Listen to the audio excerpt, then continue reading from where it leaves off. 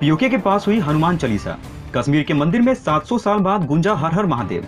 कश्मीर का विकास देख पीओके में पीटा गया सर। दोस्तों, कश्मीर के जिस मंदिर को 700 साल पहले तोड़ दिया गया था, आज वही मंदिर में हनुमान चालीसा गूंज रहा है और बहुत लोगों को ये चीज पसंद नहीं आ रही होगी। लेकिन हम आपको बता दें, यहाँ पर पीओके के पास कश्मीर के एक मंदिर में 700 साल बाद हनुमान चालीसा गूंजती हुई सुनाई दे रही है। जम्मू कश्मीर के अनंतनाग जिले के मारतंड सूर्य मंदिर में कई वर्षों बाद पूजा अर्चना होती हुई दिखाई दे रही है। कुछ लोगों की नापाक साजिश की वजह से यहाँ पर पिछले 700 सालों से पूजा अर्चना नहीं हो सकी। लेकिन इन दिनों अब ये दिखाई दे रहा है कि यहाँ पर हनुमान चालीसा हो रही है, जिसमें काफी ज्यादा लोग शामिल भी हुए हैं। एक वीडियो सोशल मीडिया पर इन दिनों काफी ज्यादा वायरल हो रहा है, जिसमें ये दिखाई दे रहा है कि यहाँ पर सैकड़ों लोग मिलकर कश्मीर में हनुमान चालीसा कर रहे हैं। इसके बारे में मिलता है, ये 8वीं शताब्दी का मंदिर था, जिसकी सिकंदर शाह मीरी के शासन में नष्ट कर दिया गया था।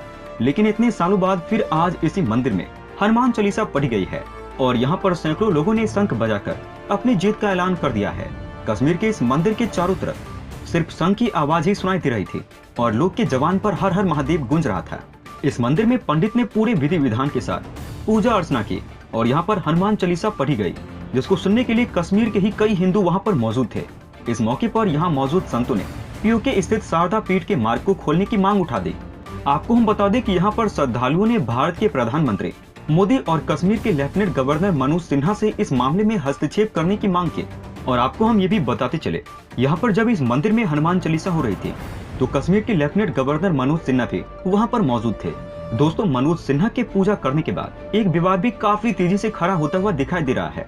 आर्कियोलॉजिकल सर्वे ऑफ इंडिया ने मनोज सिन्हा के पूजा पाठ पर अपनी ओर से आपत्ति जताई है। इसको लेकर अब मामला काफी ज्यादा बढ़ता हुआ दिखाई दे रहा है। एएसआई के अधिकारियों ने कहा, मारतंड सूर्य मंदिर की परिषद में पूजा का आयोजन नियमों का उल्लंघन है। और आपको हम ये भी बता दें, ये मंदिर आर्कियोलॉजिकल सर्वे ऑफ इंडिया द्वारा संचालित स्थानों पर आता है और इसको लेकर अभी सोशल मीडिया पर एक बात काफी तेजी से वायरल हो रही है, जिसमें लोगों के द्वारा ये कहा जा रहा है ये मंदिर है जिसे बॉलीवुड द्वारा एक मूवी में शैतान की गुफा के रूप में दिखाकर बदनाम किया गया था। अगर आप इसके पीछे जाकर देखेंगे, ये मंदिर वही मंदिर है जो कभी इस हिमालय का गौरव हुआ करता था। और इसके बारे में मिलता है, ये देश की प्राचीन सूर्य मंदिर में से एक था और इसको लेकर ये भी दावा किया जाता है कि इस मंदिर के पास 84 छोटे छोटे मंदिर और हुआ करते थे, जिसमें सिर्फ आज अवशेष ही बचे हुए हैं और अब ये मंदिर फिर से जीवित हो रहा है। वहीं एक तरफ ये सब चल रहा है तो वहीं दूसरी तरफ कश्मीर में जिस तरीके से विकास हो रहा है वो किसी से छुपा हुआ नहीं है। जब से कश्मीर में आर्टिकल 370 हटा है, उसके बाद से ही कश्मीर की तस्वीर पूरी तरीके से बदल गई है।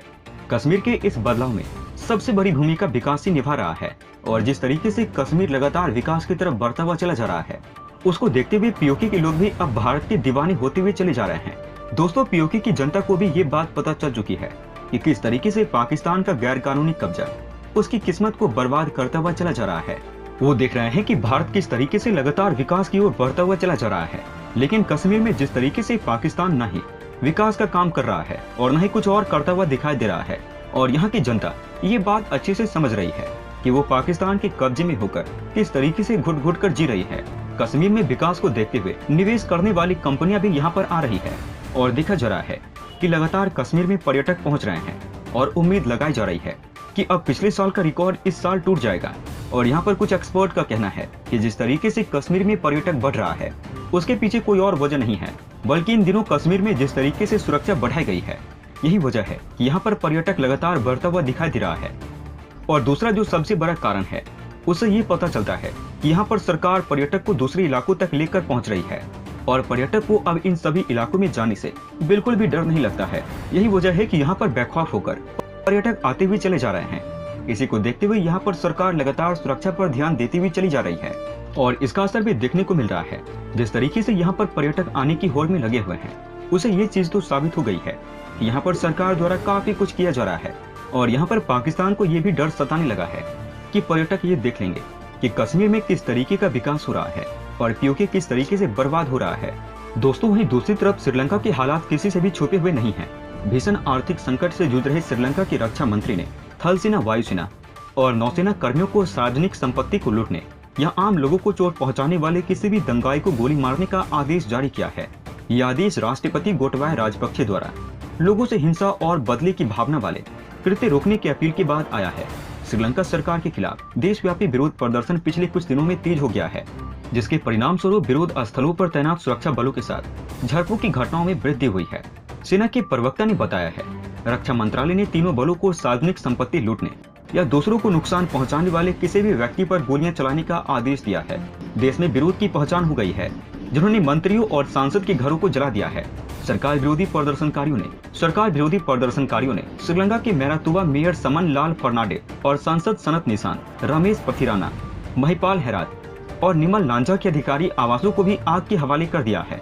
बड़ी संख्या में प्रदर्शनकारी सड़कों पर उतर आए हैं और श्रीलंका के पोदुजाना के सांसद पर हमला कर दिया है। रिपोर्ट के अनुसार यहाँ तक कि श्रीलंका के कुछ कार्यालय को भी आग के हवाले कर दिया है। श्रीलंका के पूर्व प्रधानमंत्री महिंदा राजपक्षे और उनके परिवार के कुछ सदस्यों को हिंसक विरोध के बाद इस्तीफा देने के बाद तिकोमाली नौसैनिक अड्डे में स्थानांतरित कर दिया गया है, जिसके कारण देशव्यापी कर्फ्यू लगा है।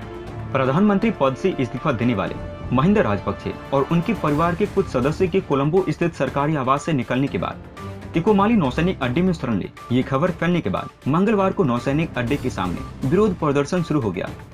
प्रदर्शनकारी महिंदा को परिसर से बाहर करने की मांग कर रहे हैं। लोगों में राजपक्षे परिवार और सत्तारूढ़ दलों के खिलाफ गुस्सा किस कदर है, इसका अंदाजा इस बात से लगाया जा सकता है कि सरकार विरोधी प्रदर्शनकारियों ने कोलंबो में भंडार नाइके अंतर्राष्ट्रीय हवाई अड्डे की ओर जाने वाली सड़क पर चेक पॉइंट स्थापित कर दिया है, ताकि इस परिवार का कोई भी करीबी देश छोड़कर न भाग सके। समाचार पत्र की खबर के अनुसार महिंदा राजपक्षे के प्रधानमंत्री पद से इस्तीफा देने के बाद सोमवार को पूरी रात भीड़ उनके सरकारी आवास टेम्पल ट्रेड में घुसने की कोशिश करती रही है। पुलिस ने भीड़ पर काबू पाने के लिए आंसू गैस के गोले छोड़े हैं। महिंदा राजपक्षे के सोमवार को प्रधानमंत्री पद से इस्तीफा देने के कुछ ही घंटों पहले उनके समर्थकों ने सरकार विरोधी प्रदर्शनकारियों पर हमला किया था, जिसके कारण राजधानी में सैन्य बलों को तैनात करना पड़ा और राष्ट्रव्यापी कर्फ्यू लगाना पड़ा।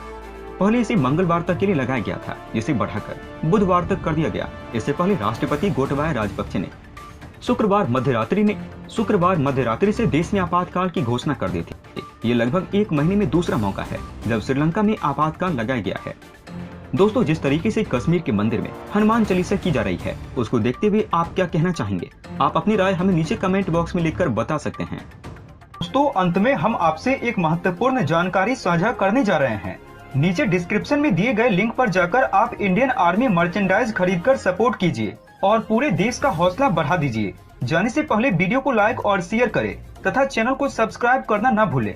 तब तक के लिए धन्यवाद। जय हिंद, जय भारत। अच्छा सुनो, चैनल को सब्सक्राइब करो, उसके बाद घंटी बजा देना ताकि अगली वीडियो आपसे मिस न हो पाए। Thank you.